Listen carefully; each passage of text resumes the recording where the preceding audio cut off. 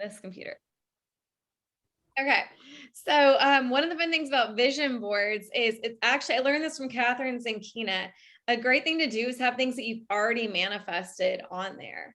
So when you've already manifested them, it reminds your brain, like my one on my phone, I don't know if I can show it to you. It's reminding me of this call that I'm on. But like my one on my phone has Sophie on it. And like, it's to remind your brain, like I've already received this. Like, look at what I've already created. Yeah. Yeah. And then it like helps solidify. And have you heard me say that before? Mm-hmm. Okay. So I can't remember where I've said it and everything else on this recording, at least. So yeah, no, basically, yeah, it just helps your brain go, oh, look what I've already created. So of course I can create all of this. And anytime my brain tries to get into like, oh no, I can't have this, or oh no, this isn't like this isn't gonna work or whatever. I use that phrase, of course, and it's great to like visually look at it and be like, this is what I managed to receive. Of course, of course all the rest of this is gonna come. But I need to show you this. Like Okay. it is because it's really awesome. Let me see if I can. Look at the baby. Yeah. Oh, here. I have some phrases from you. Do you really? Oh my gosh. Oh my gosh, you actually I love this so much. Oh my God. Oh, I love that. Oh, Oh, that is so cool. wow. I love that. Oh, I love that so much. That's amazing. I would have never thought to do that. So did you just like get it printed on like because it looks like photo paper. Is that what you did? It's a photo. It's a photo. It's just a photo. I love it. It looks Yeah. that makes me so happy. It's a fun way to start this call. Oh, yay. Well, I'm super excited. That makes me really, really happy. Well, I guess like I'll officially, so I know we started recording, but I'll officially start. I know that a lot more people RSVP'd and confirmed. So, I'm sure people will be hopping on like during the call. Like what I try to do when that happens, I try to just kind of subtly accept, but just bear with me in case I'm too distracted over it. But anyways, I first wanted to start. Did you guys have, so the goal of this, my main goal for this was I really did want to, people that have like been learning from me, like, or have gone to my trainings, all this kind of stuff, like, or at least have been on my Instagram and whatnot, like any questions or anything you really want to dig into to help you now, like, or anything that's been coming up for you lately or what you're trying to create next. So I really want to see more like Q&A. Like I can always talk on things, like Kim knows for sure I can talk for Francis, I'm sure you kind of know at this point I can talk for a long time. But It's all good stuff too. And I always, if I don't have anything specific, it's like you bring whatever it is that I need to hear. I just expect that God's going to speak through you and to all of us, and it works. I love every time you say that because it makes me so happy because that's always the intention I set for anyone that's new watching this. The intention I set, Kim's known me for, Kim was my first official like real follower who like followed all my videos and was really engaged like years ago. And so I love Kim's one of my favorite people. So Kim, here's Kim. But anyways, I really love every time you say that. And for anybody that doesn't know, I actually do set an intention before everything I do, whether it's just an Instagram post or anything. I always say, give me the words, like let the words flow through me so that I always want it to be whatever people need and however that ends up coming out. So thanks for saying that. All right. Do either of you guys have any questions yet? Or anything you want me to talk about?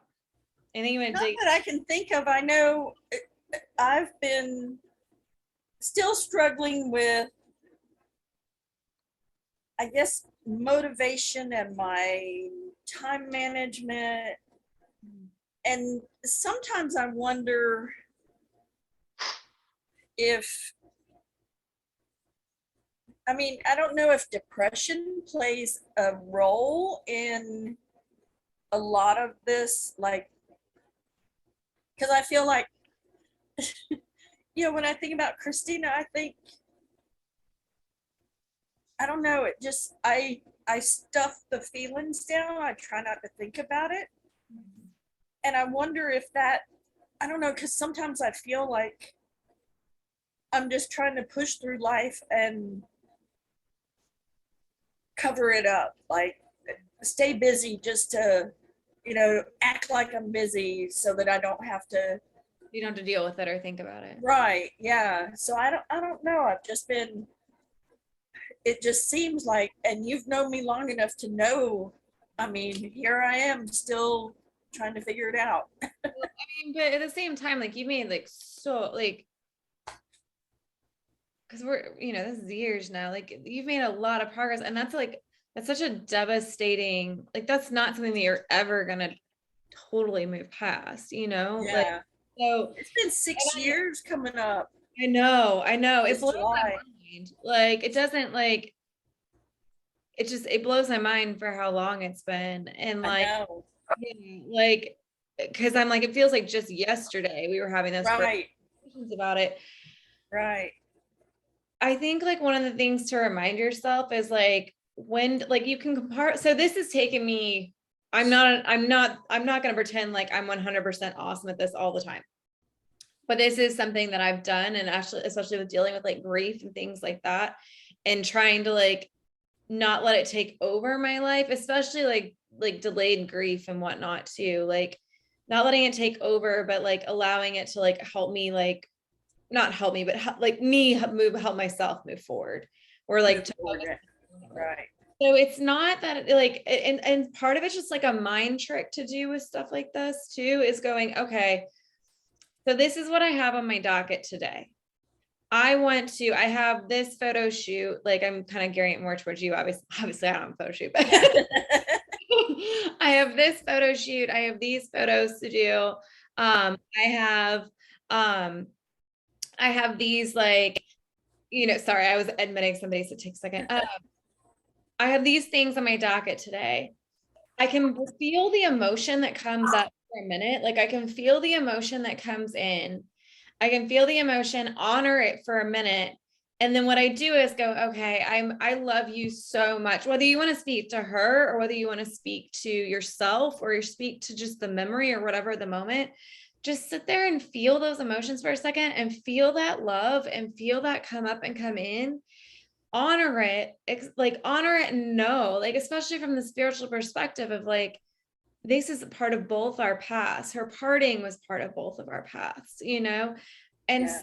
keep that love there for a minute, and then kind of set it on like, this is actually part of what I started doing at one point, like setting it mentally on a shelf. And I'm not the best with this. This is more how like male brains tend to work.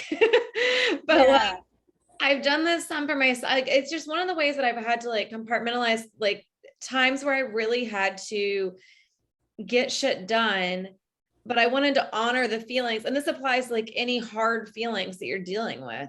Like I take a minute to honor how I'm feeling. I honor the pain that I'm in. I actually even did this. I've had some things that have come up. I had a thing come up today. I honored the feeling I was in. I gave myself time to see it. I also gave myself time to honor the growth that I had in the process. Like I honored the growth from like how that would have affected me 5 years ago, 10 years ago, 12 years, 15 years ago, like, and honored the fact that I'd had so much growth, sent love to the situation, and then I set it up here, and then I took care of myself for a few minutes and then moved on with my day. Now there's been times where I haven't been able to do that, and then I come back to it later if I need to.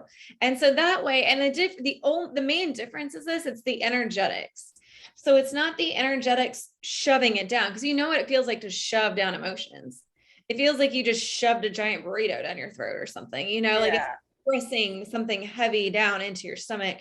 And so what it does is like all it does is it gives me a visual of lifting the emotion, honoring it, feeling it, and lifting. Like I literally, like I keep using my hands because sometimes I'll literally do that. I like lift the emotion over here, and then I allow myself to love myself, honor myself, and move on. And the bigger the thing, sometimes it takes longer than that. And sometimes you also just have to honor yourself for the pain that you're in or the place that you're at. I mean, and like anybody that ends up watching this, well, I won't say anybody because who knows who'll watch this in the future, but like anybody that like of like the 10, 15 people that like were signed up for this evening, I think all those people have heard me talk about like my OCD, history of anxiety and depression and everything else. Like, this is not like, this is all just stuff that I started doing to learn to cope with those things. And sometimes you've just got to allow yourself to be where you are with these things. Like, you've just got to allow yourself to be and allow a day to veg and do nothing and take care of yourself and sit in those feelings. But a lot of times, especially older emotions, sometimes it really only takes those few minutes of sitting with the feeling, honoring yourself, and then taking that mental picture going, okay, it's literally going out of me and over here. And then I'm going to go take care of the rest of my day. And instead of like me, like pretending not to cry and shoving it down, like, Yeah. well, this makes sense. I know I kind of repeated it in a couple of different ways, but does all that make sense? It does. And I just had a visual, like trying to keep a pot from boiling over, putting a lid on it, but it's still, bubbling. Yeah. And it's like, sometimes I feel that way. Like I don't have time to deal with it. So I just shove it down. And then, there just comes a breaking point, and I'm getting better at honoring, like when I acknowledge certain things that I'm doing, I'm like, okay, I'm not like I used to be. At least I recognize this and acknowledge it and move forward, or like with the vision board thing, look how far I've come, and kind of pat myself on the back and which is truly, and it's actually been like, this has even come up because I considered talking about this on this, but I was like, well, we'll see where questions go. Yeah. Like literally earlier today, I had a family member say something. I mean, it's not negative. Like it went great, but like I used to internalize things deeply. And it actually was funny because it was actually around money. How it was just comments about, I'm really brilliant, but I've been really smart, but this is an area that they've always been concerned with me about. And like, this is an area that I'm not good at or something, and I know that like, and it's not like they didn't even know I was doing this call or anything else this evening or have all these fun trainings, but it's fascinating to me because it's perceived like, let me think of where I was. I'm sure I'll loop back around. So one, it's just perceived things from outside is all it is. And basically I was able to separate, this is the main reason. So these are words said at me that at one point would have just devastated me. At one point it created like crazy financial chaos in my life, like in a different way. Like I was like hoarding money like nobody's business. I was saving every dime I had and still did not feel good enough, like still did not feel like I'd done enough. And it was like just proof that in their eyes that I, even in those time frames, like they didn't know all the pieces. And so I hadn't. But rather than taking it and internalizing it, I was like, they don't know the full story. I let myself, again, set in the motions, do all these things. But like the big thing, the reason I'm sharing this is I was like, wow. The first thing I thought was, wow, this sucks to have this person making these assumptions and like saying, and part of it is because they see certain things in my life and they assume certain things from what they see, on social media or whatever. Yeah. Like, but the thing was, is I recognized that mass amount of growth in that moment. And I was able to go, wow, this is incredible, because for the first time in my life, I was faced with a situation like that, where it didn't just crush me, or it didn't just, and it's not, I've had smaller versions of this, but this is a pretty hefty, like would have knocked me on my ass for maybe several years, like had this happened like years ago. And it was just a big, like, wow, look how far I've come. And when you allow yourself to like regularly like sit in that, like that energy and that emotion of pride in yourself and pride of what you created, again, it's just an energetic shift for maybe sitting in these like these energies that don't feel as great, or maybe things that don't like, you know, you're getting frustrated with yourself. Like it's easy to get frustrated with yourself and easy to get frustrated and think I should be past this, or I should be whatever, or I should be moving forward differently, or I should. And instead, it's just so wonderful when you're able to go, but look how far I've really come.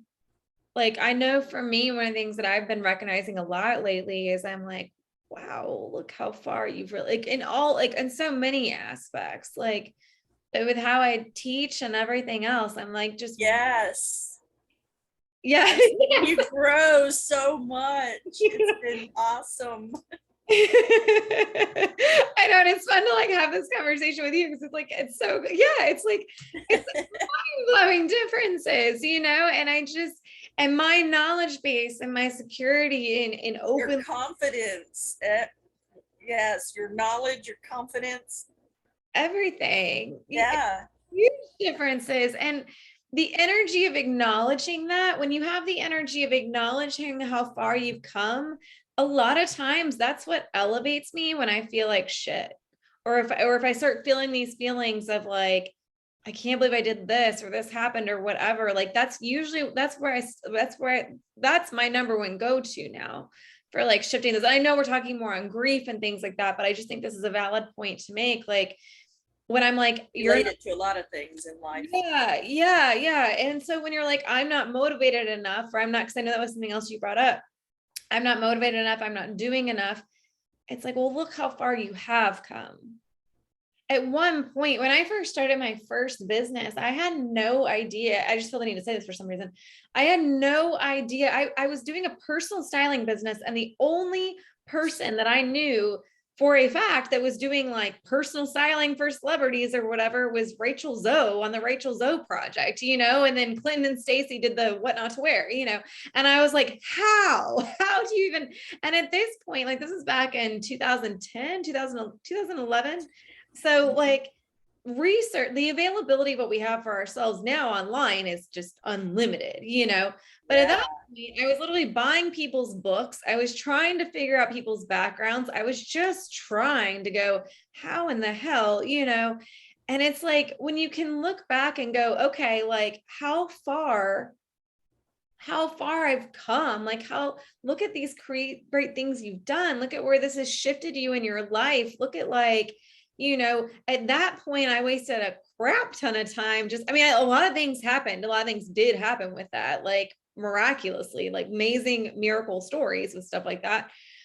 But like, look how far you've come and look how easy it is now. And look how much more impact you're having in a way that looks so good. And it's literally going like, look at all these things. And when you get in that energy, that's a very loving energy. So it's hard not to then sit in that love and sit in that appreciation and sit in that, you know, but look how good I'm doing.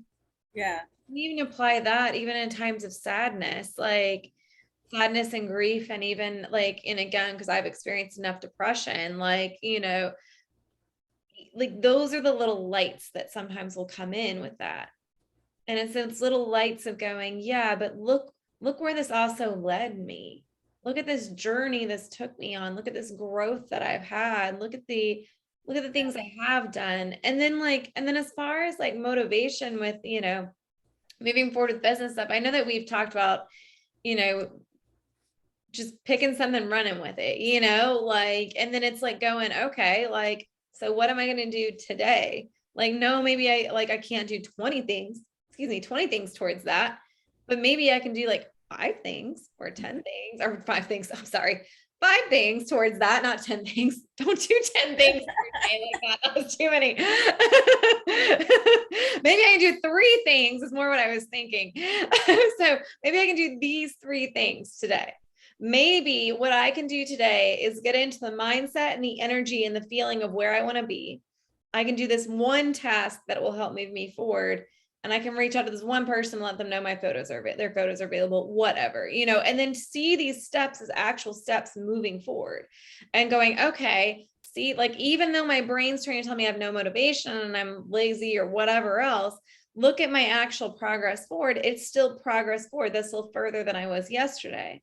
And then days that, like, you can do more and want to do more, do it, but like, don't chastise yourself for days that maybe you need or days that you need to process. But then just also give yourself like these daily okay, what's going to help me move forward today? Like, what's maybe just one thing. And like, and sometimes, one of the things with my OCD that's been an issue since I was a kid, like a little kid, putting stuff away or organizing will just freeze my brain. It puts me into total possum mode. I can't think, I can't hardly breathe sometimes. Like, it is one of the worst things. And sometimes what it would end up happening is I would spend, because nobody knew any of this, I'd spend all day not doing anything. And finally I just have to like pick one thing up and go, okay, so I'm going to focus on, like, just have one piece of amethyst. I'm just going to focus on this. Where's it going to go? And if I just do this one thing, then maybe I can move to the next thing. But my focus for the moment is just going to be on this one thing. And where is it going to go? Like, am I going to put it in this drawer? Or do I want it? But just start with the one and then go to the next and then go to the next. And because I know a lot of times we also just get overwhelmed with, this is how I'm feeling. I haven't done enough. And I have 80 things on the list. And it's like, okay, we'll just start with the next one. What's the next one? Black out the rest of the list in your brain. Or even like, one thing I used to do that I think is also sometimes really helpful is like creating a giant list. Like, create like the master list of to do, or like, just grab a piece of paper and just create a master list. And then just put that in a folder or something and just go like in a calendar or on a Post-it. Do, okay, what's two things, and just have those two things, because then those get knocked off versus having your master list that never, and what will happen is the things that are no longer necessary will fall off the list. The things that are really not a big deal will fall off the list. And as far as like a business mindset goes too, it's going, okay, which of these things are going to be the most, like, the potential for bringing in the income and making money flow in. And it's like, okay, well then do those. Like, make those your top priorities, because the rest a lot of times is just fluff. And so then you're not getting, like, again, overwhelmed or not motivated or feeling like you haven't done enough because you're not seeing the needle move forward, but like, you're also still you're doing the couple of things that really matter. Does this all make sense? Is all this helpful? Yeah. Okay. Yeah. Okay, good. I'm relating it to many things. Good. I'm glad. I feel like I was like, we'll start here and then move over here to this question. It seems like it's a daily process, and I guess I just feel like I should be done with all of this at the age of 62. It's like, here I am trying to reinvent myself, and I don't know. Yeah, I mean, that's part of it, because I know we've talked about this bit before, but like, that's part of what life is. Yeah. To continuously evolve and grow. Like, if you're done evolving and growing, then it's time to die. True. True. I should be thankful for still having things I want to do. Things you want to do and things to evolve to. Like, I think sometimes, like, I know for me, one of the hardest things for myself was when so my personal styling stuff led to the network marketing company that I was a part of, that I loved, that put me into a lot deeper into personal development and everything, which then led me to, oh my God, the actual train is really, really long, but led me to certain people that led me to this eBay business thing. There's so many pieces in between there. This eBay business thing that was not in alignment with me, but I was just trying so hard to do something. I was in such toxic work environments, so I was just trying to do something different to get myself out of it. Not alignment with me. But then led me to this retreat, which then led me to blogging on just faith, knowing there was a purpose behind me doing it, which then led, to the coaching stuff and everything over the years. It's just like everything was leading. And one of the things I had a hard time with at certain points was going, but I like on the exterior, it looks like a flake, you're like bouncing from this to this to this, and it's like, but the truth is it all had purposes leading me, guiding me, people that I need to meet along the way for the next pieces. And one of the things I did at least know deep down, and it like still live by to this day, is like life is beautifully choreographed. When you think about it, how the big pieces, like the fashion thing, like it's been a long time since I've shared this story. One of the guys that it was very important for me to move forward doing that personal styling, because it was going to lead me to the people and that network marketing, which then led me to more of the coaching aspect of everything. Like there was too many pieces that were too important. And I just kept feeling this pull to go into the Apple store. And like, this is where like, and I know, this, Kim, where like really listening to these inner pulls are so important, because like, I just felt this pull to go into the Apple store and check the computer to see. It was tax-free weekend by accident, or we didn't by accident. It was obviously tax-free weekend. It was accidental that I was there. But like, essentially I kept feeling the need to go. We walk in, I ask if they're doing the tax-free. I go to walk out and it starts mass downpouring, like sheets of water. So there's no walking outside. So I sit there and play with computers. I ended up meeting this guy that's still a good friend of mine, who led me to friends of his. He built my first website way back when, led me to friends of his that were in this fashion industry stuff, like local fashion industry stuff, which led me to all these other pieces. And it was just so important. And it was, again, like the big important things that are along your path, like you're going to hit them, you're going to make it to them, because they're important. Whether that's, if I had totally blown off that day, I feel like it still would have worked out. Like if I had ignored that intuition, if I ignored that guidance, hadn't walked in there, like I feel like it's still like I would have ended up meeting Nikki some other way, or I would have walked in there about a computer a different day, and it still would have been him helping me. But at the same time, like the timing of that was so like crazy and awesome, but clearly, again, it helped steer me on my path. So you can't fuck it up, like you're always being guided. Yes, there's different options, there's different ways to work it out, but like, and I know you already know all this, Kim, but like I'm just No, but I love hearing it again. Yeah, like it reminds me and triggers other things, Good. Yeah, because it's like you can't fuck it up. And if you're just always following that internal guidance, like it really is leading you to the next thing. And your pieces are just to like work on, okay, how can I make this even easier? How can I open up to gain my lessons even easier? How can I open up to receiving even easier? Like, and just playing that game piece of it, like following and listening to the intuition more, like, which, why I teach all those fun, like intuitive games, like just to help you, be able to listen easier and better when it comes to the big stuff, and like, yeah. It's just going, okay, like, how can I elevate myself to allow this experience to be even better and even easier, and just play in those, like each level of that as you go on, those energies and this funness. So anyways, I feel like I've been going on long stretches of tangent. No, that's good. And I like how you said, like bouncing from one thing to the other and feeling like a flake. That's how I've been feeling lately, because I've gotten into I've got a couple of network marketing things going, and then I got into a wine tasting thing. It's One Hope Winery, which actually does things for nonprofit organizations and donates to there. So I thought, okay. And then I'm like, what am I doing? I've got the photography, I've got the Backroads Gypsy Traveler that I'm really working on pieces for my my plan to go from like the Okefenokee Swamp in Georgia to all the way down to the Gulf on the Swanee River. Not necessarily on the river, but the little towns along the way. Yeah. And I've hit different things and made videos and pictures, and I've got things ready for some of the places, and I'm just trying to put that together. And I'm like,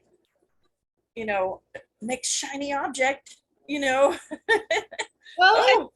And the thing is too, so actually, so one of the things I do when I'm like torn on like where I'm being guided, like when I'm torn on like you said, is it shiny object syndrome or is it what it's really deep within me? Like what I do is like when I'll just feel into it.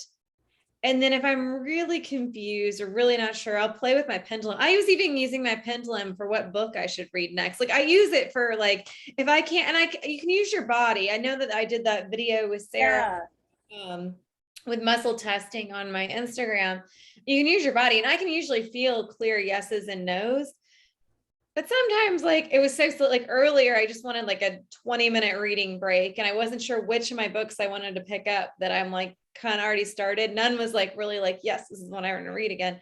And so I just used my pendulum to tell me which one to pick up, and it's just like, you can do that to give yourself some guidance, but you can also like, again, just go, okay, my God's my angels. Like if you can't feel it or if you're struggling with it or whatever, it's like, okay, my God's my angels, my guides, help me to play with this, help me to see like, is there a way to intertwine them? Because to me, like one of the things you can do is like, one, post the backwards gypsy traveler stuff, like start getting that like just up and moving like on Instagram, and along the way let people know where you are if they want photo shoots in these gorgeous locations, like or like again, you have so many gorgeous photos that really could be framed and sold. Like there's ways to integrate these things.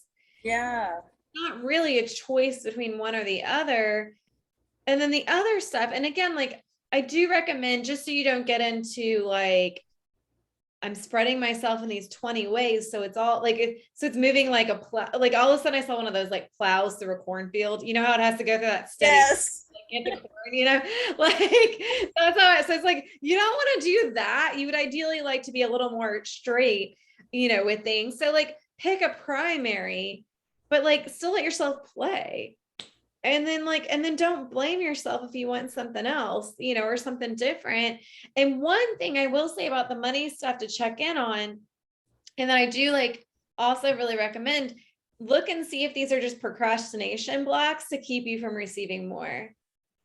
And you'll feel that when you're like, and you can ask yourself that. You'd be like, this is awesome, but if I had to do this every day for the next 60 days, if this is the only thing I could focus on for the next 60 days, would I be as lit up about it as this?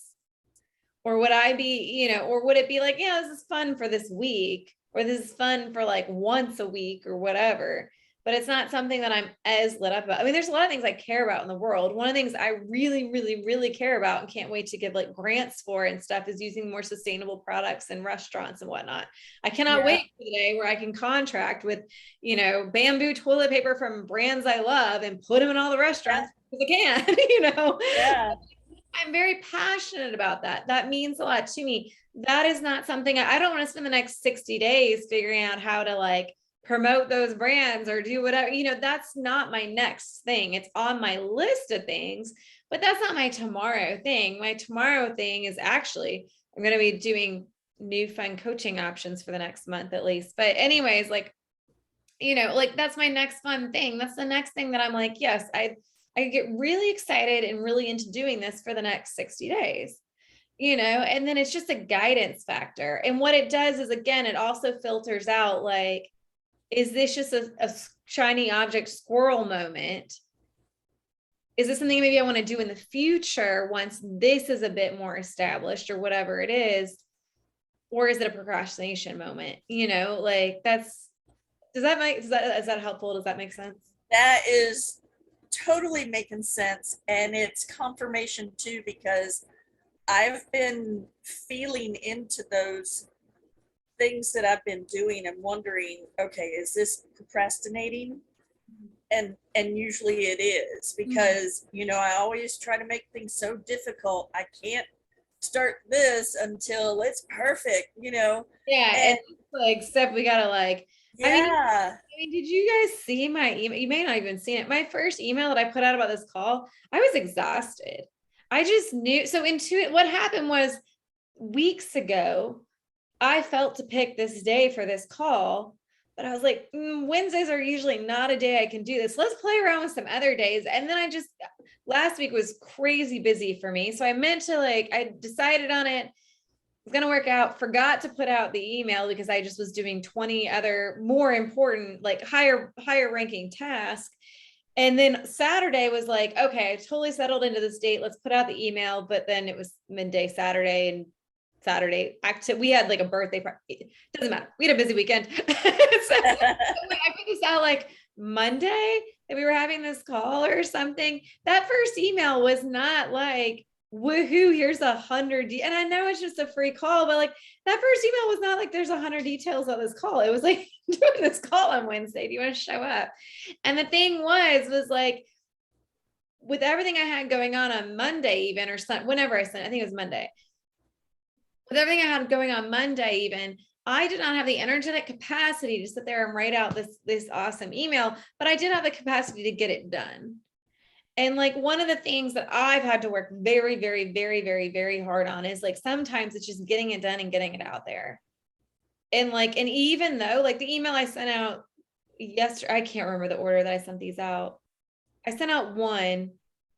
Maybe that was the Monday one. Maybe there was Sunday night that I can't remember. There was one that wrote out more details about it. That was this is what I'm doing. This is why it's here. Maybe that was just this morning. I don't know. I think it's coming to me. I'm like, you've been up for a long time today. Maybe that was just this morning. I wrote this morning that ended up as an Instagram post as well. It was much more detailed. It gave more of the stuff. But even still, I gave myself a time limit. One of the things I'll do a lot of times is I give myself a time limit. I could spend 5 hours on an email or a post or whatever if I wanted to, but there's 800 posts in here that I've never even seen the light of day, and sometimes it's just getting it out there, knowing that that's also why I love doing video, because it's just here we go. I'm going to talk for 3 minutes, 10 minutes. Here's the information. Here's how to solve this problem, whatever it is. And so it's just it doesn't have to be perfect. And there's a phrase that my therapist gave me recently that I really loved. And I don't have that folder in here. I keep notes and folders because you guys maybe don't know. I love handwriting stuff. So, but I have, and it's like this, but and it this is kind of the version of the phrase. So it's letting your brain off the hook of saying this is the perfection version in my head. This is not how she used it for me, but this is a way I like to use it. This is the perfection version in my head. This beautiful, I have a full staff to do this whole thing for me. And I want it like that, but easier. I want it like that, but simpler. It doesn't have to be. And last week, I don't know if you listen to James Wedmore or anything like that at all, but yes, I figured. Not in a while, but I do.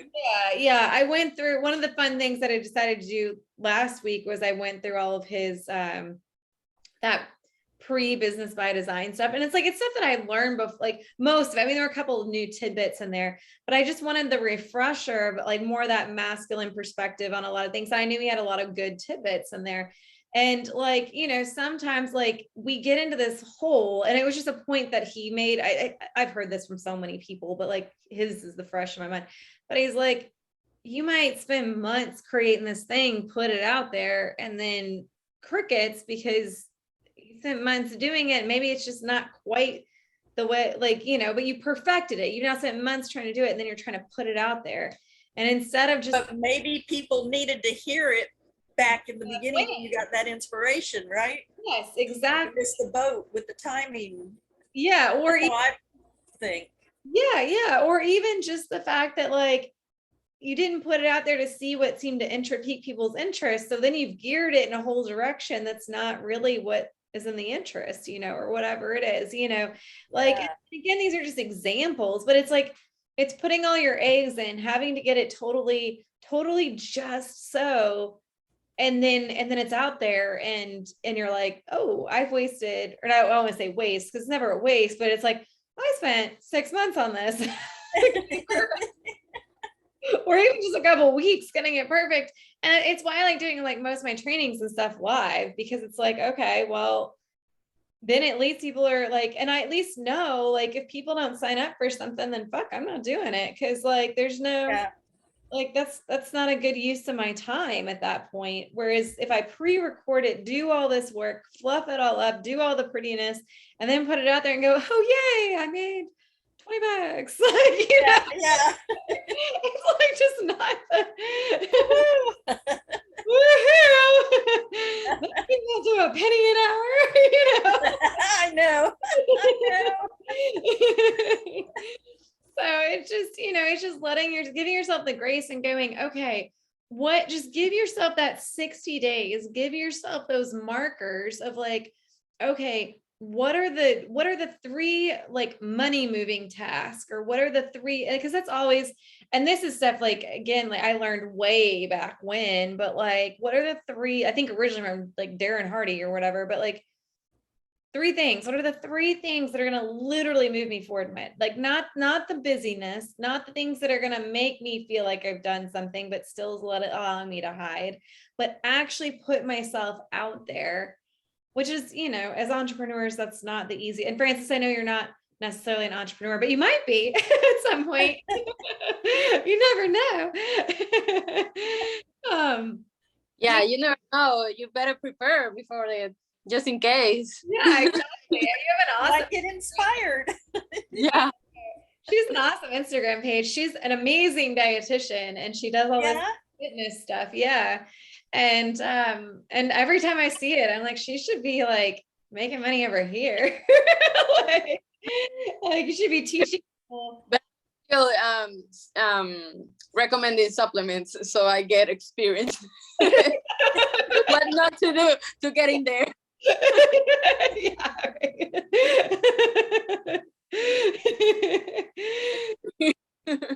But yeah, I think you should, you know, someday, whenever you get motivated and you're like, yeah, maybe I'll actually use this funness. Maybe this will be, but you know, it's the money moving thing. It's not the things that are going to make you like, you know, more popular or more whatever. It's literally like what's moving the dollar forward, what's helping move this forward, not what's making me seem busy and procrastinate in a way that feels like I'm doing something. Like, because I know that I've been guilty of that in the past. And again, it was just I didn't know any better. And way back when, that's what they taught you to do. They taught you, like, you know, I mean, Kim, you can probably attest to this. Like every course you could take would teach you, like, this is just even 6 years ago, they would teach you to do this whole fucking thing, pay for ads to just get people into your freebie, you know, like just loads of stuff that it's like, is this really moving my bank account forward? Is this really bringing the money in? Or is this play, but like, I'll call it playing business. Like, am I just playing entrepreneur, or am I actually being an entrepreneur? It's so funny you say that. And maybe it's God saying, okay. Because last month I spent so much money on learning how to do, you know, the funnels and, you know, some of the marketing. And I started thinking, you know, I don't want to do this part of my business. I don't like being behind the computer. I want to be out there either taking photos or doing my, you know, the back road stuff, or, you know, some fun stuff. That to me is not fun. Well, and that stuff is like, you know, and like, again, like, so my, just like, and I'll do this for a second. And then Frances, I want to see if you have any questions. I'm surprised, like, I'm just surprised. I'm just hoping everybody's questions got answered. I'm hoping I didn't miss any emails with any questions or anything. But I want to make sure all questions get answered. So, but anyways, like, oh crap, my brain just went. You were talking about, the funnels. So one of my personal opinions on this at this point, actually, it's one of the reasons I'm going to start doing something I'm doing next week. I have learned so much shit that is important for when you're a much higher level entrepreneur doing totally different things than is important for if you're just trying to make money as an entrepreneur initially. As a one person team. Yeah. And it's like, if some of these things aren't good and can't be helpful or can't be implemented, but at the same time, like, I just feel like you can spend so much time learning and creating things and sitting at a $0 at that time frame because it's not Or negative. or negative. Yeah, exactly. Like some of the number one things I wish that I could tell you about, like, and I've considered doing something going on, everything I wish I had not done. Like, I know, but that's what I beat myself up about, because I thought about the money that I spent to learn something that I really don't want to do. I could have spent on a VA to do all that for me. But then I had to turn it around and say, this was part of my recognition or acknowledging, what I'm doing. I feel like, okay, that was another part of me trying to make it perfect before I launch. and that's, yeah. And as long as you have that awareness, like, I don't regret. I mean, there's people that I literally, Yeah, so there's no regret. I had to go through it to know I don't want to go through it. absolutely. Well, and it's going, okay. And then on top of that, like, I know I watched myself and I watched a lot of other people have these patterns of over investing because again, that was kind of something that was really taught because it was like, oh, well, you need this or you need to do that or whatever. And it's like going, well, it's okay. One, I've had to work on healing because there's still stuff. I mean, I call them my student loans because my brain really hated me for a lot of things around it for a long time. But I'm like, that they were my student loans. It's done. There is no undoing it. I can either send myself a load of hate, a load of frustration, a load of like, what the fuck were you thinking? Or instead, I can go, I was making the best decision I had for myself at the time. Like, and just Yeah. again and just move back into that loving emotion and that loving feeling that, again, if you're watching the replay of this and you don't know, there are videos on my YouTube. Should probably put them on YouTube, on my Instagram. On my Instagram. But essentially, like, it's moving back into bringing those feelings of love and compassion into my body and just going, I was doing the best that I can. And then also acknowledging, going, okay, one, was there something within me, especially if it's a recent expenditure? I go, was there something within me? And this is for anything you like regret, purchase, whatever, that just wanted to release the money, that didn't feel safe with the money, or where my old energetic tolerance is. Like, maybe my energetic tolerance is trying to allow for a lot more money to come in. Like, maybe this is where like, I'll use dollar amounts because it's easier. So basically, like, say you're used to having like $5,000 a month come in, and you're used to having expenses around $4,000 a month. So this has been your normal for 6 months at least. Like, this is where you are.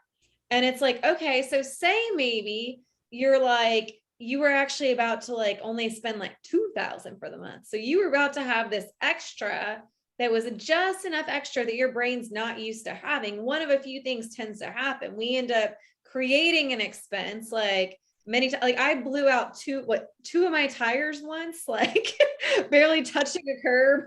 Like, it was just like this light rough area of a curb. It was like, oh, I have all this money in my savings account. And that was when I had really fucked up issues around savings, all fun things that like I still need to teach more on, but like I had really fucked up shit around savings. And so suddenly I had to buy not just two, but 4 tires for my car. And then my cat got sick and all this kind of stuff. All of that, or you, like you did, Kim, like, and maybe, I don't know if this is the exact example or like exact reasoning or not.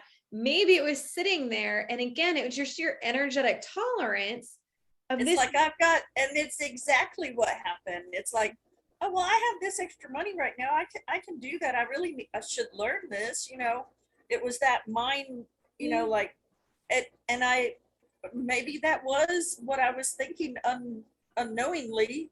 And maybe it was, and maybe it was, it's like, and that's something to just dig into and go, Yeah. okay, what was my motivation? And I know, especially around courses, there's a lot of times with a lot of, and it's not just courses. Because I'm a learning junkie. Yeah. Oh, I'm a learning junkie too. Like, so, which is not a bad thing to be. In fact, like today I got to, the guy that founded Jimmy's company, like the Burn Boot Camp, I got to like meet him in person and listen to him in person today. His original goal was to like have these they just hit 501 franchises, like people with vision, people that want these big, I want a big ass company. I don't plan on it just being me forever, like learning junkies are how you get there. That's like, that's True. it's a piece, not the only piece. Like it's a piece that can get you stuck if you do too much of it. But like being a learning junkie is okay. But it's going like looking at the purchase and going, okay, just for future reference. And this is where you look over these purchases you make and go, okay, what was my actual motivation behind making this purchase? Was I afraid I couldn't have it again? Like I even do this just on these rompers on Poshmark. I own all these Lily Pulitzer romper. I've done like stuff on this lately, I think, but like I own them all. I own a ton of them in extra small. I have not been an extra small for 2 years. Like, I don't think, or actually that's not true. Almost 2 years. So anyway, so these are my favorite things in the world. And so I got on Poshmark and started, luckily, again, you will attract things that you need. You'll attract what you want. Like, and of course, like started finding, so I buy one here and buy one there, whatever. I have 4 of this exact one in a size small now, like, so anyways, you'll attract these things to you. But when you get in the fear, if you get in any fear mode of, I must have this to feel this or to have that, then you're making a purchase, whether it's a tiny $30 purchase or $10 purchase, or a big, like that couple $1,000 purchase, what you're doing is you're making it from a fear-based decision. And so you're not going to, it's not actually in alignment. And so so that's one thing to look at. It's going, okay. And a lot of times, like, I mean, again, this is part of like, there's great things about like sales is a very loving, amazing thing. Like it can be like sales can be an amazing, loving thing. And then there's other times where it's like, how much can I impress upon you that you need this? And then there's your own factor on top of it going, oh my God, maybe I do need this, and then going, oh my God, I have 2 days to decide, and like all that stuff, and so it's like, or like in the case of like one of these, like if somebody else has a bid, which I know I've never bid on anything anybody else has, but like somebody else might have a bid, oh my gosh, like now maybe I need it, and it's just going like, okay, take a breath, put your hand on your vagus nerve, feel into your intuition and go, what's really going on here? Is this really to the answer to my prayers? Is this really the answer to what I need? Or is this just, a distraction and a fear? And then on top of that, look at your bank account at that moment and go, is there more in there than I'm used to having in there? Can I play with feeling safe with this money, knowing the knowledge or the product or the thing or whatever gets to come to me in some other way? Like, and things will miraculously come. There's a really cute top that I have. It's in one of the, I think it's cute. Some people might think it's a little much, but like, I think it's cute. One of my trainings that I did on the member dashboard, it's a pink top and it's a little bit, I consider it like a winter dressier thing. Florida winter, obviously, because it's like, yeah. but essentially like it's this little pink fluffy top. That top, so here's the thing. This is just a very basic example. That top originally was like $250 or something. I mean, it was definitely like a nicer price point, it was a luxury, like, and again, it's all variable, it's all whatever. But for that day, when I initially fell in love with it, when I initially tried it on, it was a luxury price point. So anyways, I always decide that anything that's meant for me, anything that I really want, it gets to flow into me, whether it's then or later or whatever, or if there's knowledge that I need, that it gets to come to me in whatever ways will serve me best without me putting myself in like financial detriment at this point. I'm like, no, I'm not going to, I will invest when I feel called to invest in things, or I'll spend when I feel called to spend. And I do, but I make sure it's totally in alignment. And if not, I know, or if it's a fear-based thing or whatever else, I know for a fact I can still receive that information, whether it divinely flows through me, whether somebody else bumps into me and ends up telling me stuff, whether I find it over here in this lesser price thing, whatever it is, I know it can find me. And as far as that top, I ended up getting it off the $20 rack, oh, wow, or something, I set out the intention, and maybe it was closer to 200. I can't remember the actual price point. I just know that it was more than I thought it would be when I tried it on, but like the intention was there. It was something I decided that I wanted, and it's found its way to me. Like, and I did not have to overexert myself. I did not have to go, oh, well, if I don't get this now, I better just put it on this credit card because I'm really in love with it. And I know I know it's silly, but these are things that we do with all sorts of stuff, like we do this with everything. And part of what it is, sometimes it's just allowing ourselves to avoid the discomfort of sitting with more room on our credit card than we're used to, or more money in our bank account or whatever else. And that's just another piece of it too. And so I remember with that top in particular, rather than buying it in that moment, one, I decided if it was meant for me, I'd get to have it. And two, I sat with the feeling of having that money still available to me and feeling it comfortably in my being and feeling it like, okay, this is awesome. I now get to sit on this extra 250, whatever. That's exciting. That's going to add to, my little stack funds or whatever, or maybe it's a play over here. And again, that's where I came up, some of these money games I came up with like long before I taught anybody on money, like years and years ago, I compare everything to a cruise. Like, does this mean more than to me than a vacation? Like, and it was just like, whatever, like game that helped me play that value factor at that time for me. But instead of it's letting yourself sit with that energy of that money and feel safe with it. And that's where like, just the hand here or singing or humming or doing the tapping or anything that will help you, like, again, just bring that safety into your body. And then on top of that, I also think it's a great tool to use. Like I'll either tap, or most of the time, actually, I'll sit here and do this and take deep breaths. And then I'll release my breaths actually like through my lips like that. Cause actually what it does is it helps like decrease anxiety. I wish I could remember the mechanisms behind it, but like it'll decrease the anxiety. It'll bring you more present. And then again, it just brings you back into what do I really want? What am I really doing? How can I bring safety into my body in this moment? And know that nothing is a finite opportunity. And I know I've mentioned these rompers like twice now, but this is still like an amazing, these are fucking old. They're from 2012, 2013 Lilly Pulitzer. The fact that I could even find the amount that I've purchased in different sizes is like ridiculous.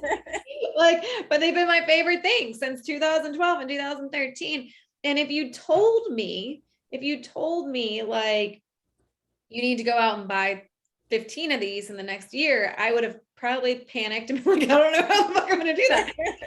And instead I have at least 15 new ones, like new to me, new ones, and it's like, again, like it all gets to come to you. The same thing with job opportunities in the past. Like when I first moved out of contract work, I still remember when I manifested that back.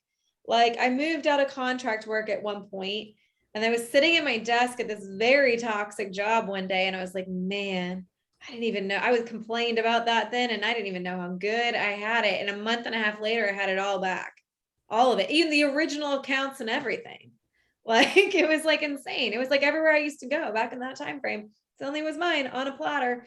Like, it just, and it was just, it's always remembering that there's so much bigger than you out. Like God, the universe, your internal divine being is so much smarter, so much bigger, so much more unlimited than our brain freaking out, or going, oh, this is the only shot or whatever, and it's making these choices from a place of like, am I making this choice from scarcity or safety?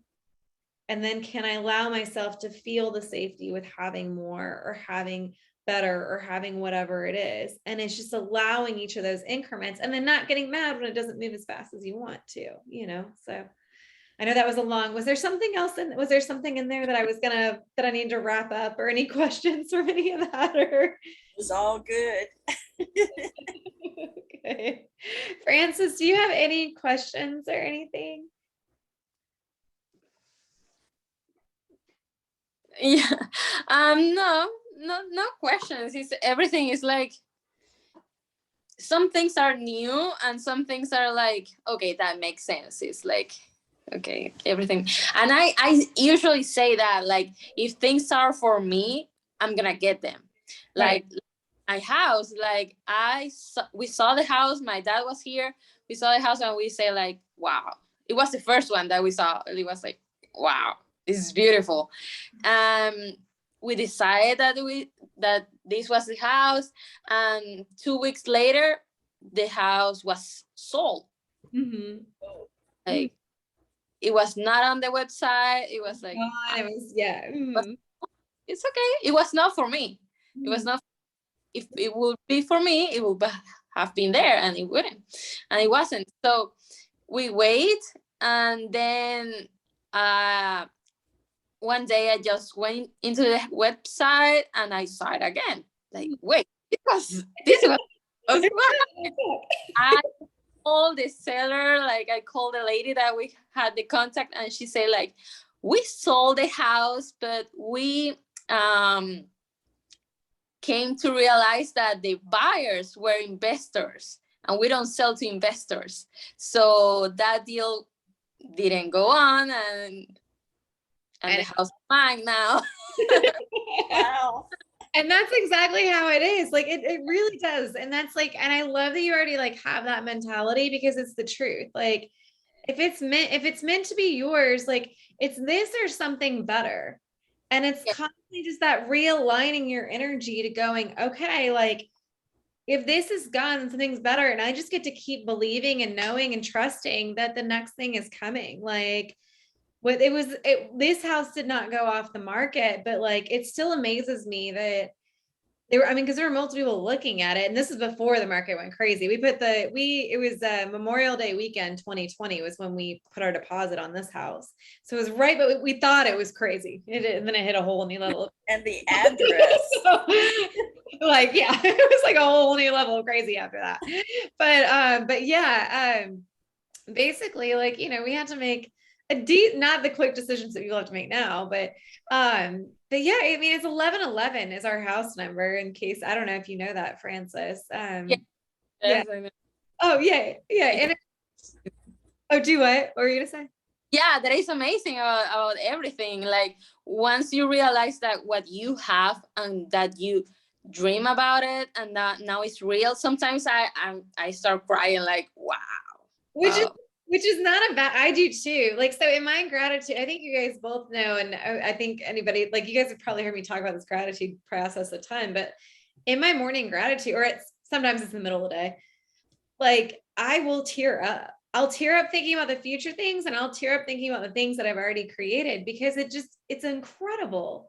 This house, like, and Kim, I know you know the story, but like I was sitting in our 1 bedroom with a loft rental townhome, working from home, going, like, it'd be a lot nicer to have 3 bedrooms and for it to be brand new. And like have like, and I'd always wanted the water view. We have a water view, and it was literally everything I spelled out in that moment. And I'm not a specific manifester, but these general things that I said that I wanted, and it all like was like, and here you go. And in case you're questioning it, it's gonna have this magical house number, and it's just like, and it still blows my mind all the time, because if you told me on like May 15th that I'd be buying a house on like May 29th, or not, obviously not 29th, 23rd, whatever day it was, like I would have laughed in your face and be like, there's no way. Like, that's not happening in the next month. What are you talking about? And instead I'd set an intention for that time frame. I wanted to buy a house for my birthday. And it all just adds up, like all these little things, these energetic things. Like one of the things that I did in that time frame was I listened to inner guidance over just to make our bedroom a little nice, just to feel a little nicer. And even though it felt a little stressful to buy some of these furniture, they're now in our downstairs. It's like our entertainment system like area. It's in my downstairs library and whatnot is what it is. But anyways, essentially, like I could feel it. It felt intimidating and scary at that point when I was doing it. But at the same time, I just kept trusting these little pieces of guidance.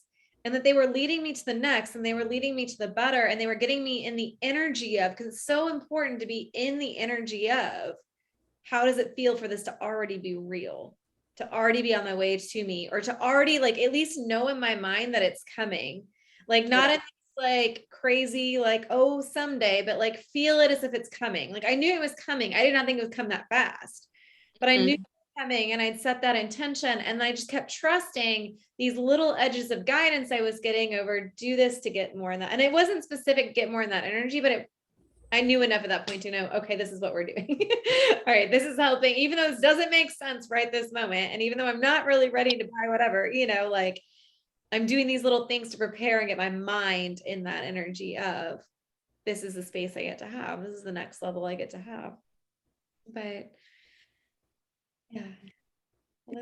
It's great. And being grateful, I think for me has changed some things, like a lot, like being grateful, like having, like giving you the time to say, okay, I'm breathing, I have this and this and this, and being grateful for small things. Mm-hmm. Like I have someone that says like, I'm excited already for the coffee that I'm having tomorrow morning. Like, okay, that's a mindset that works. And it is, it's so awesome. And that's why I love, do you know about my gratitude, like my 3-piece gratitude practice? No. Okay. There is a video on Instagram about it, but just super briefly. So every day I do this with 2 friends of mine. We have a little group chat with it. And we send like, it's 1 or 2 minutes of what you're currently grateful for. And it's anything, like it can be anything in the last 24 hours, or like you said, that the breath is filling my air in my lungs. Like I'll be grateful for the birds outside that make me, like we have these gorgeous hot pink spoonbills that just make me like so incredibly happy. Like, or it'll be for the house or for Jimmy, something, whatever's on my heart that truly brings those feelings of gratitude in. And then the next 2 minutes, like, and they're voice recordings. The next 2 minutes is like projecting for the day. Like you said, getting excited about that coffee for tomorrow, like getting excited. I'm so grateful that I can like run to Starbucks and get my little protein box, my coffee. And, I'm so grateful that this is how this day, like projecting your day in the way that you want it to go as if it already happened. And then the third is future projections. And like today I did a future projection as short as next week. I've done them as long as 5 years from now, whatever. It's whatever's on your heart again. But what it does, like you said, it brings a lot of emotion in, and then it does it every day. And it's so quick because it only takes you 6 minutes, like, and you can do it with another person, which means it takes you like 12 at that point. I spend like 24 minutes on the 3 of us, doing it throughout the day. And it's not like we're not mandated, listen to this one first or whatever, that I spend like 24 minutes. And so then also like I get the other people's enthusiasm, excitement, and emotion, which then just helps bring that energy up even more. But yeah, it's gratitude is like you said, it's one of the biggest keys. When I was doing my dietetic internship, I regularly call it my residency for anybody that, is not as familiar because they don't know what it is, but like you have a dietetic internship to become a dietitian. When I was doing that, I kept having all these magical, like, you're like broke as a dietetic intern. You're not allowed to hold a job. Like, and after that, it kind of gets the yeah, it doesn't fit, like, it doesn't fit the vibe of this, but like the truth is like, as a dietetic intern, you're not allowed to make any money. Mm-hmm. So like, and so you have whatever resources you have. And when I was in Atlanta, I manifested the most incredible experiences, so many incredible, like luxury. I mean, I went to dinners where my portion of the dinner, and I did not pay for it, obviously, my portion of the dinner was over $200 and something, like these phenomenal dinners. I went to like these events, these super crazy VIP events. All it was I was so open and grateful. Like the only thing, like looking back on that time, I didn't know, like, I didn't understand manifesting at that time. I knew things tended to show up for me. I knew that like I was always provided for. I knew money showed up for me when I needed it. I knew certain things, but the level of gratitude that I have ever experienced, because I knew where I was. I mean, I was out of college in this residency program, not making any money. I knew where my line was on what I could do for myself. But every single one of these experiences, I would be so filled with crazy gratitude that something else would come in, like either even better, even more amazing. And that's part of this gratitude practice, why it's so important, is because it's not about like, yes, I want you to feel grateful over things that you have and stuff like that. What it does is it literally raises you to the vibration of the next.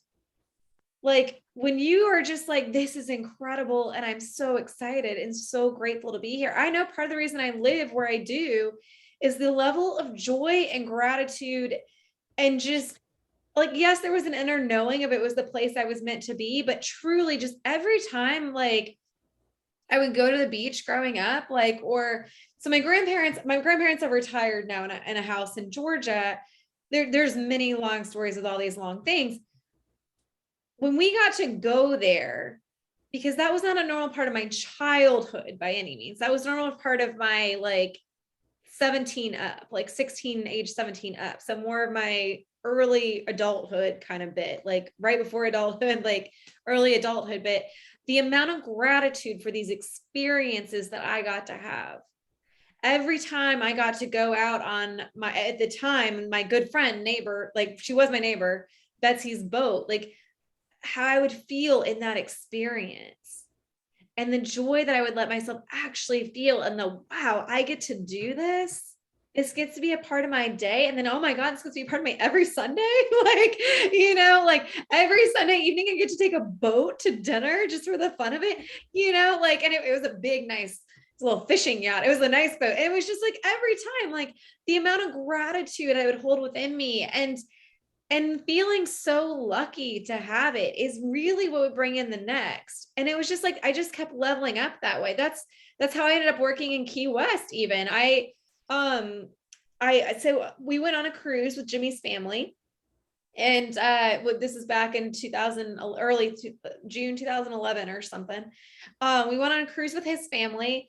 I'd never even really considered going to Key West, but his cousins, his aunt and uncle, and one group they were going to South Beach after the trip. I think they had like a day in Miami before, and then they were taking the girls to see South Beach and then Key West or whatever. Like they had this little bonus trip after the cruise to do with all their kids. And what I first felt come within me was a little bit of jealousy of like, wow, I've never been there. That would have been really nice, which is fine. Jealousy just indicates things. And what I did in that, but long before I understood how to do all this, like I took that, I recognized I just wanted to go. This is an experience I wanted to have. And then I was like, well, you look pretty damn close. This is not that hard. And it was like, okay, all you're doing is wanting this for yourself. It's an amazing experience. You're just wanting it for yourself. And so instead of like, just, getting aggravated that I don't get to do it, I just set the intention. And then Jimmy and I actually booked our next cruise on that cruise that had a pit stop in the first stop was in Key West. And so I was like, oh yay, I get to go. This is exciting, all this awesome stuff. But I had so much joy and excitement around that cruise. I felt so grateful for being on those cruises, for this tropical places that make me feel so alive and at home. And so all that gratitude and all that love, what that ended up actually creating was it brought it into my life in an even better way, where I got to work down there for almost 2 years. Like by the time we went on that cruise in Key West, I was showing him around. I had a hotel key to my hotel that I was in the week before, or whatever. That was like, and so we got to go, even though I wasn't staying there, the key was in my thing. This guy had gotten into the elevator that worked there, and our key wasn't working to let us go up to the top to have the better view, because it wasn't open to the public yet, and I got to take him and do all these fun things. But all that stemmed from the initial recognition of what I wanted, rather than projecting and having negative feelings over it. I was just like, no, I get to have this too.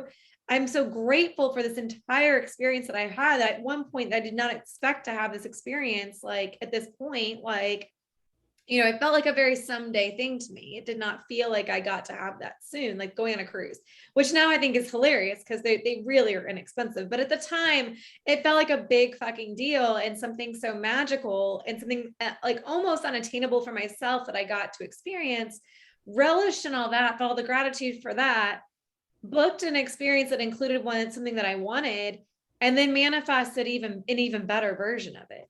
Like it's still one of my favorite places I've ever worked, and it's just, again, it's just those layers. When you allow those layers and then you don't worry about how it unfolds.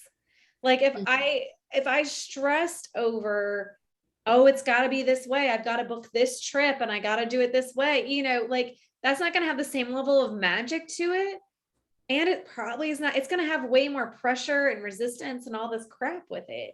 Whereas if you're just like, this will come, and Hawaii isn't a great example of this for me. Sorry, I can go on forever. I'm going to like wrap this up in a minute. Like, as far as like manifesting. So Hawaii is a great example of this for me. And Kim, you probably heard me say this a long time ago. I had an opportunity. So I'd set an intention that I wanted to go to Hawaii. Again, this is at a point where I was just learning about this thing called manifesting, but not totally recognizing what I was actually doing. So I knew I wanted to go. I just subconsciously was surrounding myself with all these things. And I had an opportunity presented to me to go for a discounted rate at a resort at this timeshare thing. I'd have to go to a timeshare meeting, whatever. In my being, because of the things that led up to that offering, in my being, I could feel it was a no. And rather than telling myself, well, but this is a great opportunity, I have to do it this way, or I need to take this opportunity, there might not be another one. I listened to that no that I felt and was like, no, I'll get to go. This does not feel like the right way. Mm-hmm. And so I declined that, whatever. And then holy shit, not only did it came cheaper and better and everything else, like within like months, I can't remember, by the next year, I was like in Hawaii, like about a week and a half after that date. Like, and it was booked like 6 months after that. One of my good friend, Betsy, actually, my good friend, Betsy was booking all these hotels with Hilton. She had this opportunity to go stay at the Hilton, Grand Hilton vacation, no, what is it? It's on my suitcase even. I still have the sticker on my suitcase. But like, but anyways, the Hilton Hawaiian Village, that's what it is. We had to go stay at the Hilton Hawaiian Village for like $150 or $300 like, for 5 days. On top of that, she got bumped on a flight to this thing and they offered her like $2,000. It was a big fucking bump. Between like, and it all ended up being on like her flight miles and everything, and she was not okay with this guy she was dating at the time, and she's like, you want to go? And at that time we traveled together a lot. The entire trip in Hawaii, my flight, which was in comfort seats that I manifested with free luggage, because at the time I was now I still get free luggage through Delta, but I just had enough miles at that point that we got free luggage checked. And then like on top of that, like the whole thing, food and everything, I think I spent $650 on a 5-day Hawaii trip with flight upgraded. Wow. Like, and it's just like, you just set the intention and you don't worry about how it's coming. And then when you're in the gratitude and in the moment of course it gets to work out. This is my desire. My desires are always leading me. And there were important reasons for me to go on that trip, even not just for this great example, but like there were important things that came out of that trip. My desires are always leading me somewhere, and it's okay for me to follow them. It's okay to trust them. And it's okay to know that it's going to come in a way that feels good to me. And there's never a single opportunity for anything, like ever. It always gets to come in some way or another. Like whether that's, finding your life or $1 million, whatever it is, yeah. It's to flow in. It does. And you'll feel it and you'll know it and you'll be intuitively guided. And the more you lean into that, then it's like, well, of course it gets to come this easily. Of course I get to go to Hawaii for $600. Like, I have questions now. Yeah. The first one, how do you focus your energy when you don't feel like vibrating on the level that you would like? Like you feel very down, like you don't feel like you don't feel yourself, like I was telling you last week. How do you focus your energy to get to the level that you are used to be? Yeah. So two things there. One, you don't have to feel good in order to receive. Like so one thing to always know about yourself, you're worthy no matter what. And yes, these high vibrations help and these gratitudes help and everything, but God can meet you wherever God can meet you wherever you're at. The universe can meet you wherever you're at. Nothing is limited. So first, it's taking off the restrictions of you don't have to feel great to receive this. The second is going, okay, well, this is just how I feel. And you allow yourself to feel those emotions And then you allow yourself, because one, so I don't know, like you probably have not heard me speak on this before, but like your initial emotion in your body, you probably learned this in psychology, maybe. I don't know if they go this in depth in our 90 seconds is the initial emotion. So you have a trigger poke you, like you have that crazy ass woman poke you, say some awful shit that she should not be saying. And she pokes you, and it sends out an emotional reaction through your body. There's only about 90 seconds of that that's truly like that's just chemical in your body. Anything beyond that is a choice to continue. And it's not like an easy choice. It's a subconscious choice most of the time. Like when we're sad, it's a subconscious choice a lot of times that we're continuing to be sad, because it's just like we're already in that mood or whatever. And a lot of times the things we do is we try to distract ourselves or move ourselves forward, or we shove it down, or we're like, we can't deal with this now. And most of the time, like if you think about it, like, so think about your, like I can use a small child example, but like think about your dog here for a minute, because I love using the dog examples. So if Sophie is barking at me adamantly and going crazy, if I sit there and ignore her, like sometimes she'll stop, but I don't know about your dog. Sophie's relentless. If she's determined that like treat on the counter is meant for her, she is relentless in letting me know. It's the same kind of deal with your emotional system. If I pay attention to Sophie, if I give her some love, or if I scold her and say, nope, these are not for now, and you've misbehaved, and put them in the pantry, either way, there's a solution there. The action in that being of her continuing has stopped. And so it's the same thing with your emotional system. You're going, okay, if I suppress this, really all it's going to do is either create, like, I don't know about for you, but for me, sometimes that creates digestive issues, that creates palpitations, that creates anxiety, mass anxiety, like headaches, tension, like a lot of these things in our body are from suppressed emotions. So it's like, okay, I can suppress it.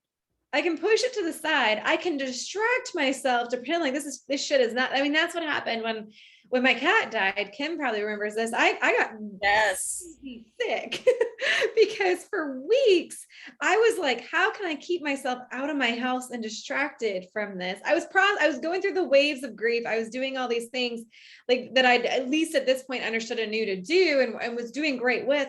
But I also was keeping myself out of the house, and I'm very introverted, very much have to charge my energy and have plenty of sleep. And I ended up crazy ill it was a different version of this illness for 5 days, like Monday through Friday. By Friday, I had like the worst vertigo. I was trying to drive to work, and that's to one of my accounts is when I had Green Cove 2 days a week or whatever. I was trying to drive and there was no fucking way I was driving anywhere. I drove like 10 minutes and I was like, you cannot get on the interstate with this vertigo. And all I was doing was I was distracting from the emotion. Whereas most of the time, just like with Sophie, if I'd sat with the emotion, which I was doing some, but if I'd let myself sit in my room or sit with the emotion will dissipate pretty quickly. Like if you start sitting with the feeling of like being like anxious or something, like it might perpetuate the anxiety. It might, because that's like anxiety. And sometimes that will just build and build and build and build. And maybe you do need a distraction. That is times that I do recommend distractions. But if you're dealing with like just feeling like unsure about life, or you're dealing with like sadness, or you're dealing with like, these emotions that are tied to a specific thing, if you sit with the emotion for a minute, a lot of times what will happen is the emotion, it's almost like particles dissipating. So it starts out with this like blob of like if you think of like a blob of water or something like that, but suddenly you shine a ray of light onto it and the light heats it up and it just starts dissipating. That's what a lot of times will happen. And then you also give yourself the grace and go, I am a soul having a human experience. And having this human experience means expressing this range of emotions.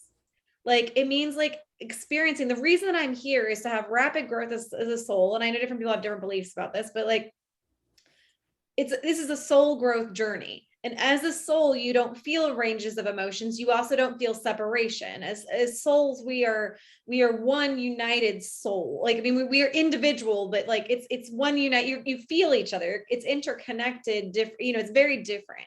In human form, you feel forms of separatedness. It's what makes you separate. It makes you feel different levels of emotion. It also can accelerate growth. All these other fun things. So the reason we're here is to feel these range of emotions, not suppress them, not just push them to the side, not overly be busy with them. We're meant to feel them. And then we also get to receive on top of that. And so one of the things that I do is I look at what I need. Like, me not being in a great state does not mean that my manifestation now just got pushed 10 years later or 5 months later. And like, it doesn't mean any of that. Those are all meanings we assign. We can receive at any moment, at any time, for any reason. It's just what we're open to. Like, and we don't have to be in perfect energy to do that. So what you can do is, like, again, you honor yourself and your emotion where you are. And anytime your brain tries to tell you, well, this is just not helping me move forward, or this is not giving me what I need to manifest or whatever, you remind your brain those are lies. And that's not the truth. And think of anything that maybe showed up for you when you needed it, when maybe you were in a low place. Mm-hmm. Or something that you wanted. Like, show your brain examples of those things. Like, I have loads of examples of those things. And then I remind my brain, well, of course I can still receive. I'm still a receptive being, just because I'm not in a great state. And I know sometimes it can be hard to feel intuition or intuitive guidance when you're in low states, because like, I know for me, that's something, if I'm stressed, I got a ticket, like, it was like May 23rd or something like that. I hadn't gotten a ticket since 2017. I feel it. And if I'm in the car, I feel when to slow down. I can feel what lane to be in. I can feel like I get guidance on not getting tickets, like nobody's business. I had an emotional morning over some stuff. It was, it doesn't matter. I had some emotional morning over some family stuff that morning, and I was very distracted. And I just couldn't feel or hear or whatever, because I was too distracted. I was too in my own head with all these distractions. And so even though I got a ticket that morning, I also know, like, it's all being taken care of. I received other things to help assist with that. But like, I also know that like, I can be taken care of and be given guidance in different ways. Like, the only reason I use a ticket example was to let you know, like, I couldn't feel my intuition like I normally could. But that's not the only way for it to show up. I'll put on my Instagram, like, and I'll get things that came up that you never thought you needed. Today, when I was hearing Devin Klein speak, there were messages that I needed to hear today. What's crazy is, like, I should not have been there. Like, I had things that were supposed to be in the way, and no matter what, that was going to be removed, and I was going to have the space to be there today because I was meant to be there to hear those things. But like, you'll receive it from other people, or you'll receive it, like, something will just show up for you. Or when I really need reassurance, like 222 or 22 show up everywhere. Like, I'll just keep seeing them. And then I just know it's okay. I'm being guided. I'm being protected. Like, messages can come through. Like, I'll pick up a book and it'll be what I need to hear, or it'll put me more in that mindset of something that I do want. Or I'll turn on the TV. Yesterday, like, I turn on YouTube videos all the time that like are just like the beach background, sometimes with Hawaiian music or something, you know, whatever. That's what I keep on most of the time. Partially, it started for Sophie, and now I just enjoy it. But like, but anyways, that's why I keep them on all the time when I'm reading or working or doing anything, you know. And it was like, and so anyway, so it's like, what happened was there was videos that were not related to me having these 5 million beach videos on, that just happened to literally have a message in the writing that I just needed to hear, or that I needed a reminder of. And that's how things start coming in intuitively. And again, it's giving yourself the grace and remembering, like, you can still want to go to Hawaii or whatever. You can still make it there. You being a human, having a human experience, is not stopping you from doing that. And I know sometimes, like, if I'm actively like, say there's a vacation I want to take, it's just what's in my head at the moment. Maybe make myself feel better. I turn on a movie or something that is in that location. Mhm. I'm just letting myself normalize that location or normalize whatever things I've done. So one of the things I did when I lived in Atlanta that brought a lot of things to me, that was a rough year for me. I went from being in college where I had so many amazing friends there. My sorority was incredible. I had so many good friends, like between sorority, outside of sorority, everything. There was no physical possible way for me to see all the people I wanted to see and hang out with all the people I wanted to hang out with like I could have had, breakfast, lunch, dinner, party, all the things, all these people like constantly and still not seeing all the people that I loved and adored and enjoyed spending time with. Then I moved to a place to focus on a career that was becoming more and more apparent was not the right career for me. On top of like having no support system, having a roommate that started doing crazy things, and I started slipping into a depression while I was there. And one of the things that I would do is I would go to Phipps Mall because that's the mall that like has like, the higher end stuff in it. It has Tiffany's and it had Chanel at the time. I don't know what all's in it now, but like it had more of the higher end shopping options. So I knew like no matter what, I wasn't going to whip out my debit card and buy anything, but I knew that it was going to put me in an experience of where I expected to be after that. And so I put myself in that experience to allow myself to just feel through my emotions. Again, this is long before I knew any of this, but I allow myself to feel through my emotions, feel through where I was, and allow myself to be present and experience and see other people having the experiences that I plan on having in the future. I've also done this with neighborhoods I want to live in, like having a rough day. There were times where I would be having the worst. I've had like, I mentioned it the other day. I've had a lot of really shit work experiences in the past. It's really hard, really challenging, very angry, lots of people. And again, it was just lessons I had to go through. This is just lessons of me deserving better, of having to work through, I deserve better. At one point in time, it was so bad that my hair was falling out. And one of the only things that was really helping me was like running, like which there's plenty of studies, that the rhythm of running, helps and all this kind of stuff. But running, and it wasn't just running anywhere. I brought myself over here where we live and I ran. And that's where I would run. I would run like on these, like next to these, not on the beach, but right off the beach of these beach. I mean, we don't live right off the beach, but like off the beach of these beachfront properties. And I would allow myself, I'd put in the music because I respond well to music too. I'd put in the music from where I felt to where I wanted to go as well.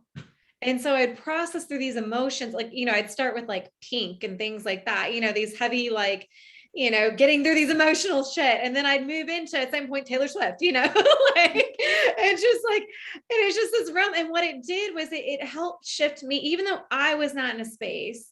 I was not in a space of being like, I'm all high vibe and this is all coming to me. And of course the vacation's coming. And of course the better jobs are coming. And of course people are not gonna, keep, mentally beating me up on a daily basis. Like I wasn't to that level of believing I had to even have that yet, but I at least put myself in a place that I knew I wanted to be later. And I put myself in a place that was helping me feel better in that moment. That I also at the same time could see normalcy around me, see that this is a normal environment where I want to live. And this is a normal people doing normal things, going in and out of these houses or whatever, on top of like, just allowing myself to be and go see, like, at some point you can be here too. And you can have this too. Does this all helpful? Is this all make sense? Absolutely, absolutely. Good. Absolutely makes sense. Learning. It's a learning experience. All of life. Yes, it is. And one of the fun things about manifesting is it's a constant, like there's so much you can always dig into. And it's just a constant playing with yourself. Like I always say, see everything as a game. And it's works for you. Go ahead. What were you gonna say? It's kind of you learn how are your thoughts are manifesting or are just thoughts. Mm-hmm. Like that was my next question. Like, do you ever feel like scared maybe of your thoughts that might manifest? Mm-hmm. Because sometimes I say like I trust the process. I trust like everything is gonna be all right, mm-hmm. even when it's not okay, when it's not like I feel like maybe this is not a situation that I would like to live, but maybe it will turn into a better situation. But sometimes I'm scared because I think like maybe what's coming, it's not gonna be fun. Well, and it's all about what you give power to. So our thoughts, so you got to remember, like, our brain is like a computer. One of the best analogies that my grandmother gave me as a kid that I love still using this day is like, our brain is a fucking computer. If you type something into Google, like, especially like, say if you mistype something into Google, I do this every once in a while, like it hits enter or something, like it's going to give you a million fucking options just because it's Google, and your brain works the same way. And especially if you have these emotional triggers, and then if there's any fear behind it, at the end of the day, your brain, your mind, your ego is just trying to keep you safe. And it has a great purpose behind it, but it'll throw anything at you anything at you to stir an emotion to get you to stop doing something scary that might be different or whatever else. So the thing is you're going to have a million thoughts, all these emotions, all these things. You only have control to a point. You sometimes you have these things pop in your brain. You're like, I can't believe my brain just did that. That is not me. And it's not of you. It's the computer. Like Google would pop it out if you type this thing in, and you'd be like, oh my God. My parents looked at my good friend, Lucy Lauren, sent all these when they had COVID 2 weeks ago or whatever it was, week of whenever. Feels like it's been a long time. That was just last week. Anyways, when they had COVID last week, she had to set up a prescription thing on her site for for the supplements to recommend all this kind of, anyways. So my mom decides to Google Lucy Lauren or whatever. That's her middle name. That's not her actual last name.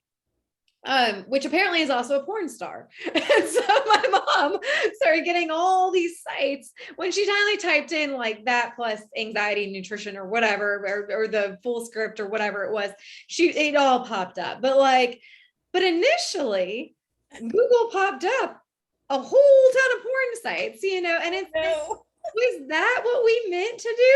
No. And it's just brain's the same way. And again, I'm sure me even just saying that threw a load of images in your head that you weren't initially wanting or even considering having these images come in your head on this call, True. So basically, your brain's like Google. It's like a computer. It's just going to pop out all these things, whether you want it to or not. It's what you choose to put the energy towards that matters. And again, you're a human being. So you're going to have fears. You're going to have thoughts. You're going to have all these things come up. It's just part of the human process, but it's what you decide to put power towards. And again, not every thought is going to, it's not. So one of the big discrepancies with things like The Secret and whatnot, it's giving a very basic level. Your every thought is not going to manifest. It's just not. It's the ones that you believe that you've either stored into, I did like James Wedmore's analogy about this last week. You've stored it into a wall in your mind. It's so solidified as a thought belief that it's just in this fact base, this fact base in your mind, it's just things. They're just things that pop up. And when you're choosing to, this, our brain's neuroplastic, it can remold, reshape, whatever. All you're doing is going, okay. And even with this money stuff, you're going, okay, so normally so say a certain purchase would make you really fearful. At one point, me spending more than $35 at the grocery made me very fearful. Crazy, but true.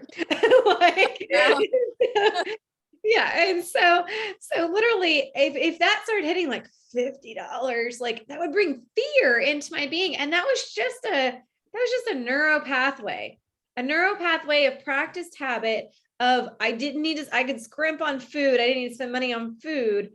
And so it's just a practice habit that then sent out that neuron to create that feeling of anxiety in my body. It was just a trained response. And all you're doing is going, okay, the more I give meaning, the more I give showtime, the more I give whatever to this reaction or this whatever, then yeah, it's probably going to manifest. Mm-hmm. If I'm totally afraid, this is sad but hilarious. So my grandparents are those kind of people that they live on this island, this tiny little island where you have to have the house stacked at least 16, 17 feet high or something. It's because the tide changes significantly. They're right off the intercoastal. The tide changes very significantly. At a full moon high tide or super moon high tide, you're getting a beautiful view, but a lot of water. And if it's fine unless a hurricane chooses to hit during a full moon high tide. You're just going to be swamped, So it's you have to be so high off the ground because of these variances. So my grandparents are the kind of people that have like a load of shit under their house. And I say this nicely, but it's true. They built like an underneath carriage, all this stuff.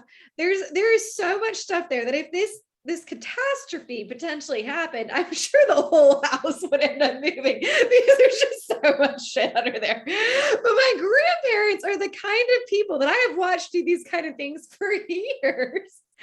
And nothing happens because it's not even in their radar. It's not in their belief system that this will actually cause a problem. Where I've watched people like my dad or one of their neighbors have 5 million problems because their focus is constantly on this could be a problem. I need to plan for it. I need to focus on it. I need to create solutions for it. And then shocker of all shockers, the most random ass shit will happen to their cars or their house or whatever. And it's because the focus is so there. And it's where you put your energy and your focus. Their houses are just here apart, and again, it's not like there was these are just examples, and they had more hurricane damage than my grandparents. Parents had nothing, it was just like it's where the focus goes, where your belief is. And this is when you're incrementally trying to have better in your life and create better in your life. It's just working on going, okay, if my belief is stuck in this rut of thinking everything tragic is going to happen, or every time I walk in this door, this person is going to be awful to me, or whatever it is, it's slowly just shifting that. And part of shifting that is going, okay, well, what if I could change the pattern of this? What if I could change and go, okay, what if today has this person ever said a nice word to me? I don't know. I'm using this example probably because stuff that's going on, but has this person ever said a kind word to me? Has this person ever been sociable to me? It's like, okay, so the truth is that is a possibility. And if that's not a possibility yet, it's like, okay, well, has anybody in that building or anybody in that place been kind to me? Can I set an intention? I've set intentions to not see certain people in certain places I've worked or whatever. I've set intentions for my day to go different ways because it is always, everything is a possibility.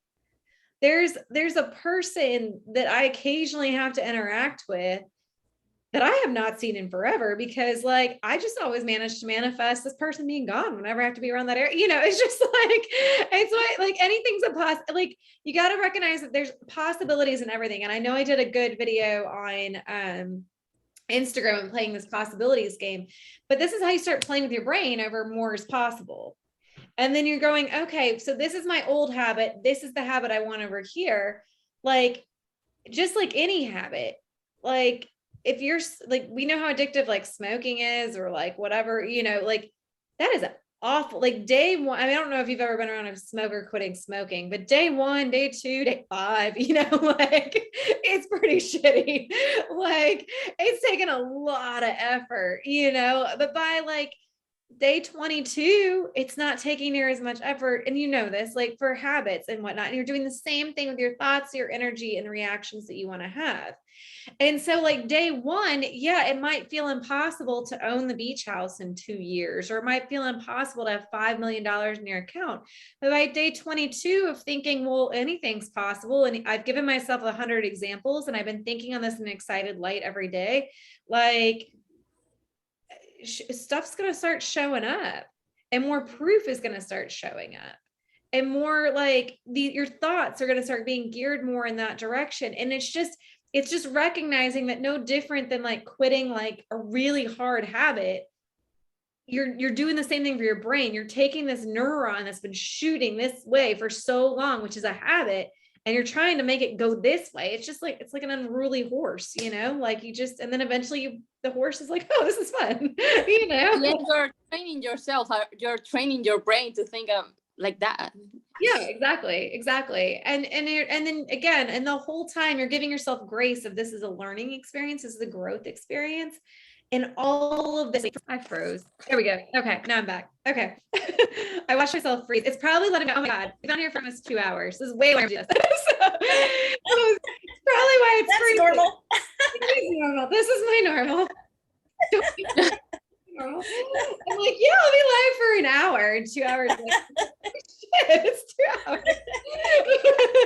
Which is probably why everybody else did not show up on the call, because God help us. I mean, I would have been better asking people. Their loss. It's their loss. It is their loss. They'll get the replay, but yeah, it is their loss. These things are awesome. So, but anyways, essentially, it's literally just reminding yourself that you training yourself that you get to have more money in your bank account, or that you get to have a better experience receiving money, or even better in your life, whether it's a better house, better career, better vacations, better whatever it is that you want.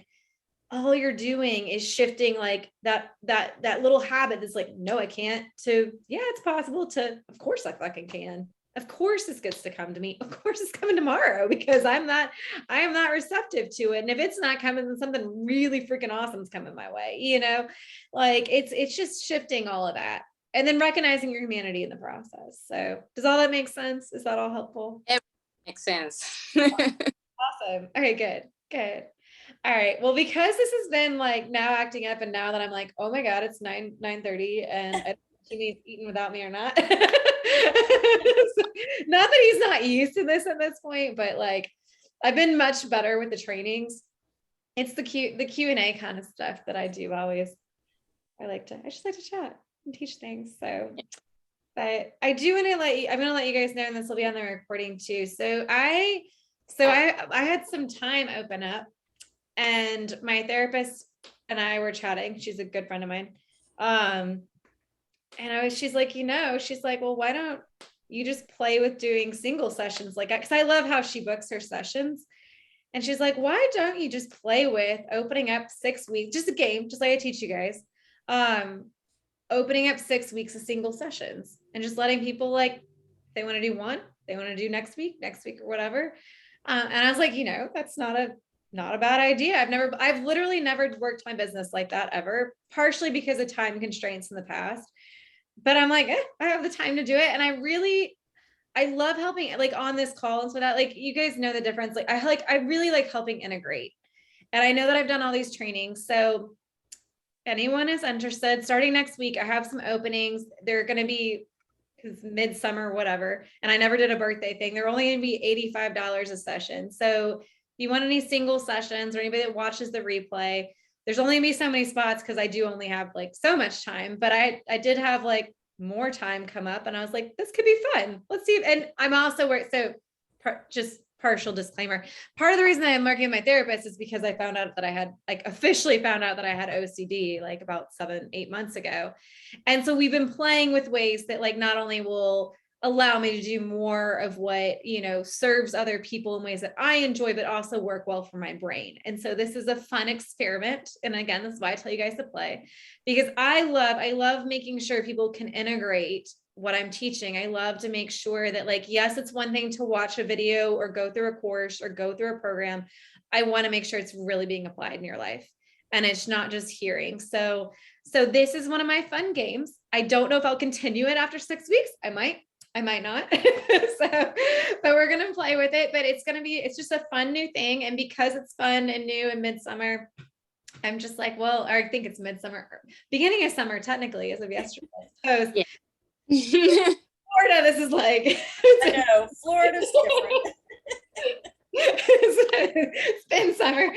So anyways, basically I'm just doing fun, easy pricing and everything else, but like our sessions, and you pay before the session. I won't invoice after the session, just because I don't do that. But like, as long as you pay before the session, email me. You can DM me on Instagram, but ideally email me. That's just the way to make sure I see it the easiest. If you want to book one, and just let me know, and we will arrange a time slot. And so anyways, that's just going to be, it's my fun new game that I'm playing, going, how can we play well with OCD and help a lot more people? So anyways, that's just something, again, it's just something super new. So I'm just curious to see how it goes, but I'm going to for sure keep it for at least 6 weeks. So, but it has been so great seeing. I'm so glad both of you guys showed up. Like, this has been so fun. I never know. It's always like, it's like a fun game of roulette. I'm always like, let's see who comes and what questions they have. Yeah. But this has been really, really fun, and I've really enjoyed it. And I might do Yes. another one next month. I might not. We'll see. This is, again, not something I've done as often recently, but I do love it. So And you can do it last minute like you did this time. that's true. That is true. So, but all right. Well, thank you guys for being here. This is Thank you. Okay, thank you. of course, absolutely. And I'll send this out. You guys will get this recording. I probably will. It will not be tonight. Probably some point tomorrow. So we're having more baseboards replaced tomorrow. So after that, probably. So I'll clean everything out of my closet so they can replace space. I found more water damage in our closet. Oh no. Yeah, it's okay. I mean, at least again, like, thank God. So there's two ways to look at this.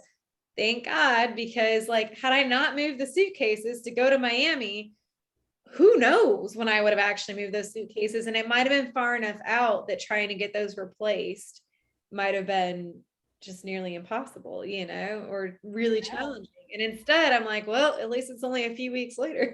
But it does mean that I have to move all my clothes and all of Jimmy's clothes out of our closet.